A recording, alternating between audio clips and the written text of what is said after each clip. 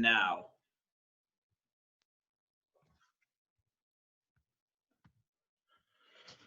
Okay, our group presentation was the 2012 National Hockey League Lockout that lasted longer than anticipated. Negotiations were stalemated. This was over $3.3 billion worth of revenue. So both sides definitely had an interest in digging in their heels. Next slide.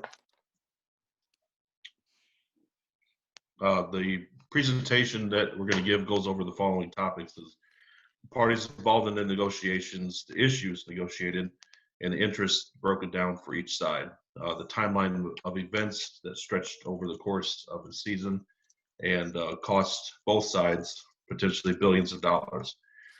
Revenue of the agreement reached, review of the agreement reached, summary of the negotiation tactics that were used or should have been used, and objective assessment of the situation. Next slide, please.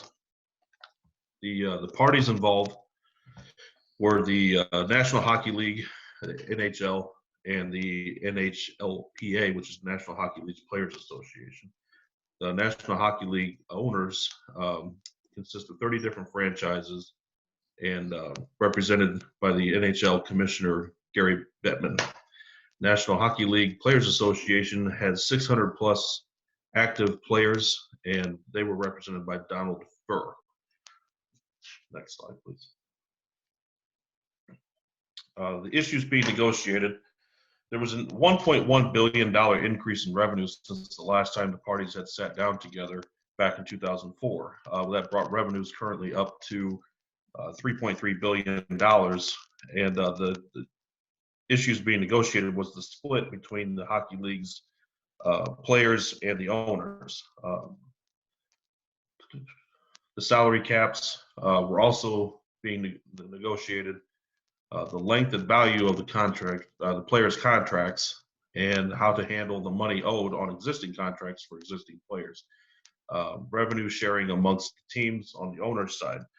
Currently, the way it's set was the current split prior to this negotiation. The players were receiving 57% of the revenue, and the owners were receiving 43% of the revenue.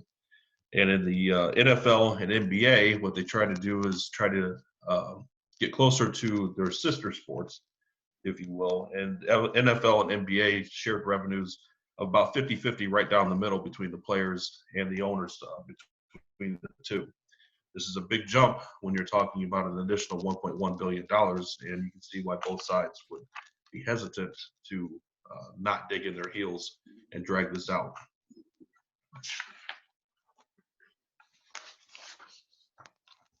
Next slide. All right, so I'm going to take over, talk a little bit about the interests of each side in the negotiation.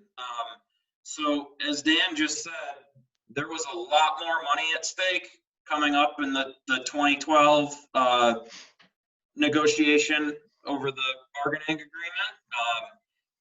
As Dan said, the NHL owners wanted a more equitable split. They wanted to get towards that 50-50 split of revenues. The NBA and the NFL at this time had just recently negotiated new deals that were both at or very near 50-50. So that was really an authoritative standard and norm that the NHL owners were shooting for. Lowering the salary cap was another thing the NHL owners wanted to get at. This gets to within the NHL, there's a group of haves and have-nots. There are some Canadian teams and big market US teams that are profitable, bring in a lot of money. And the NHL also had franchises in Arizona, Tampa, Florida, and Atlanta at the time that were losing money. And so that was a competing interest that some of those teams that were losing money had. They didn't want to spend money on salary cap. The other thing you had going on at the time was these front-loaded contracts that were meant to circumvent the salary cap. Players would sign 15-year deals to where they'd be 45 or older when the contract would conclude. and the money in that contract would be very backloaded to the last few years of the deal. And that was a way to circumvent the salary cap at the time, and the NHL wanted to close that loophole for competitive reasons. And then also, and this was an issue really only on the owner's side, was you had those poorer franchises wanted more revenue sharing from the bigger franchises, and that's something the bigger franchises obviously didn't want to get into. So when you look at the players' interests on their side, really what played out is they conceded on the revenue split, and Nathan's going to talk about that when he gets into some of the negotiating tactics, but they conceded that point and really packaged some of the other monetary issues up, things like moving to guaranteed contracts, unrestricted free agency where free agents could sign with any team.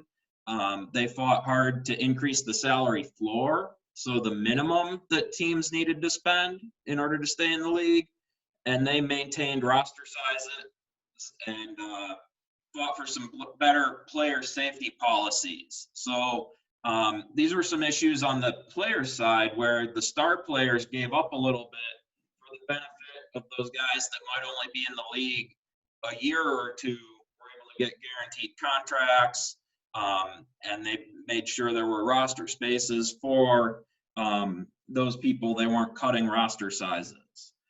As we talk about the timeline here, Dan mentioned it was lasted 113 days. The lockout did, resulted in 628 canceled games. What ended up happening is in January 2013, they ended up playing a 48-game truncated schedule that ran from January until late June. And those of you Chicago fans in the room, you know the Blackhawks won the Stanley Cup that season. So, yay. So as they started negotiations in June of 2012. They were meeting in person. There was a lot of optimism that a deal would get done during the off season. And then as they got into August, things kind of stalled out. Gary Bettman, who is the commissioner of the NHL, made some public comments that there are wide gaps. That prompted the player side to then respond.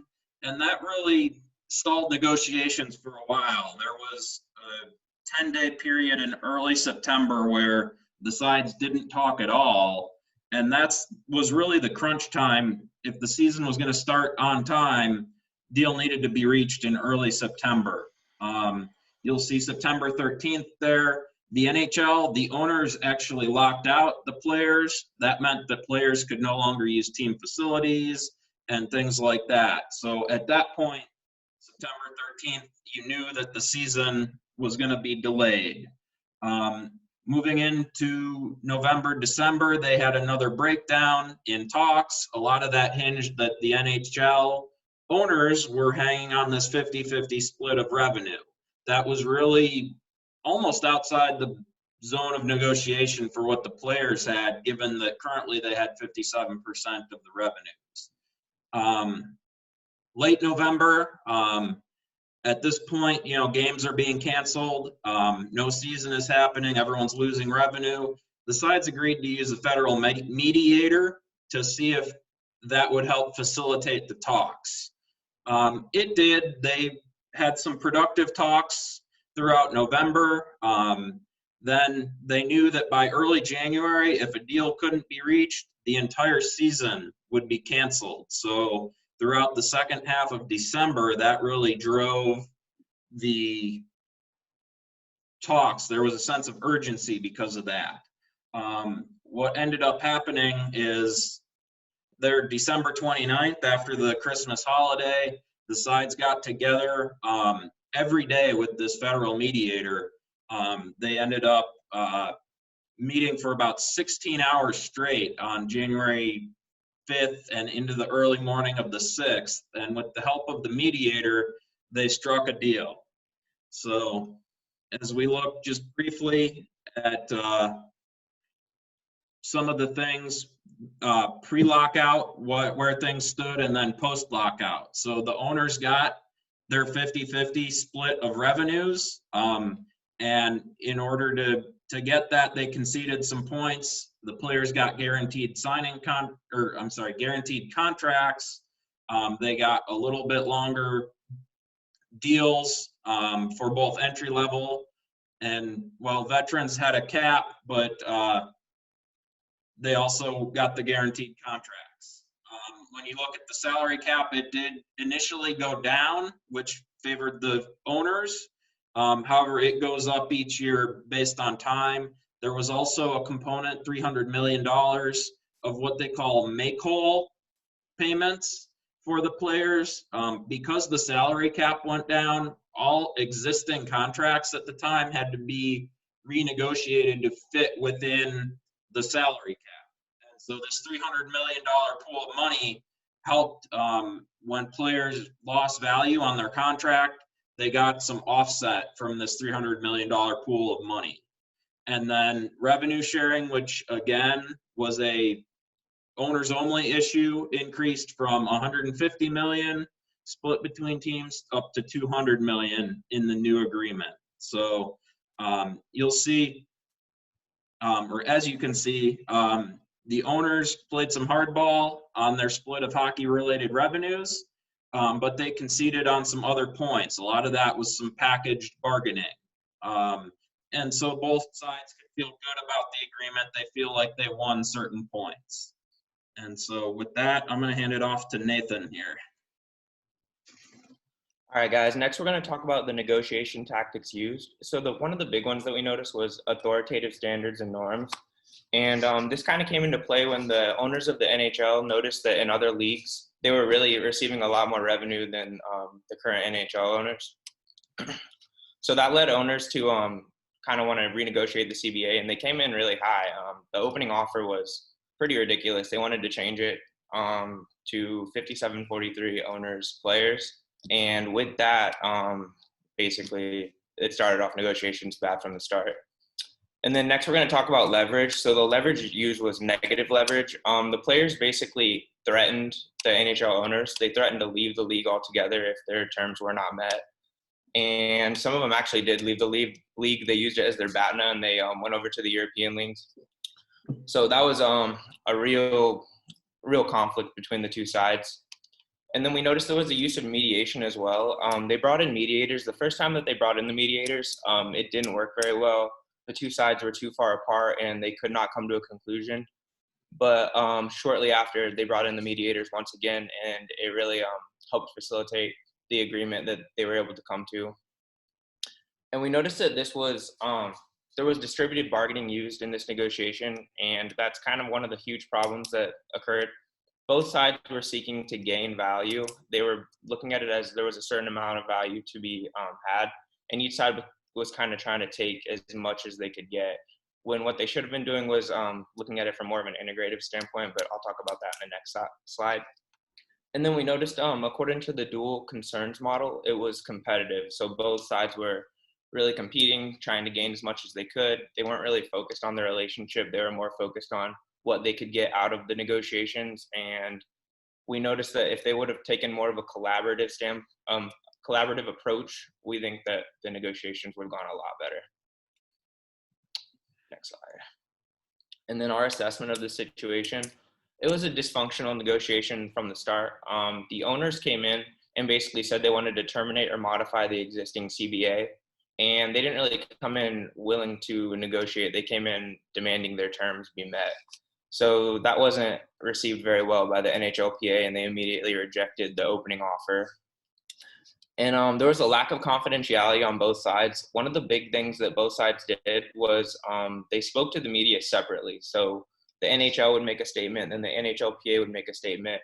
And this really gave the NFL, or the NHL, my apologies, a bad name for themselves. It kind of showed the fans that they weren't coming to an agreement, and they were very divided as an organization. So it was just bad PR all around for the organization as a whole. And it wasn't treated as an integrative negotiation, as I said earlier, and hardball tactics were used. So basically, the owners locked out the players. So that's a pretty hardball tactic when you can't get into the facilities or train, or your revenue stream stops. And yeah, we just believe they should have taken a more distributive approach, really work together to reach a common goal that benefited both sides. And then mediation did save the situation. So it really brought everyone together at the end and kind of forced them to sit down and talk about the hard issues at hand. And then BATNAs weren't great for either side. So basically the players' BATNA was to go to the European leagues where they were going to make much less money on a smaller stage.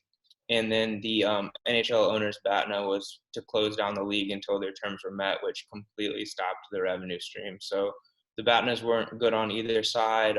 They really needed to come together and reach an agreement, and eventually they did. But we do believe that it could have been done in a much more organized and unified fashion if they would have chosen a distributive negotiation tactic instead of an integrative one.